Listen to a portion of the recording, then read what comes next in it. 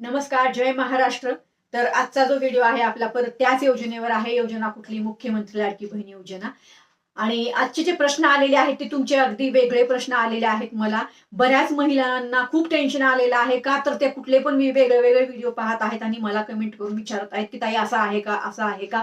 आज जो प्रश्न आलाय तो राशन कार्डवर आलेला आहे. तुम्हाला माहिती आहे की बरेच ठिकाणी असं सांगितलं जात आहे की राशन कार्डची केवायसी केल्याशिवाय तुम्हाला मुख्यमंत्री लाडकी बहीण योजनेचा लाभ घेता येणार नाही.